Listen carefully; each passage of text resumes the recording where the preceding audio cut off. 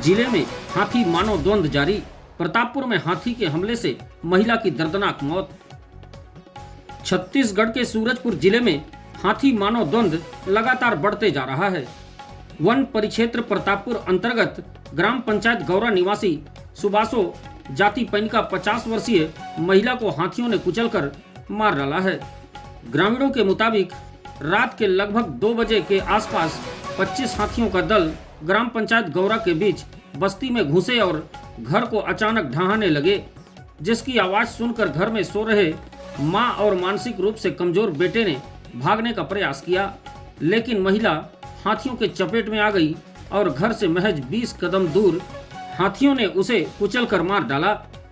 घटना के तुरंत बाद ग्रामीणों द्वारा वन विभाग को सूचना दी गई, लेकिन घटना स्थल पर न तो वन विभाग के जिम्मेदार अधिकारी पहुंचे न उनके कर्मचारी, जिसको लेकर स्थानीय ग्रामीणों में आक्रोश देखने को मिल रहा है।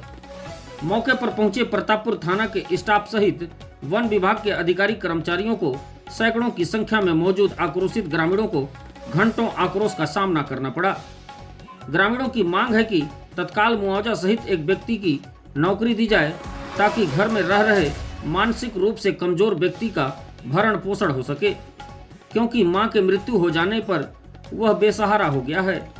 प्रशासन ने घटना की गंभीरता को देखते हुए तत्काल कोई निष्कर्ष निकाले, ताकि गांव के लोग खुद को सुरक्षित महसूस कर सकें। गादा है गादा। बाप रे, गादा है जी।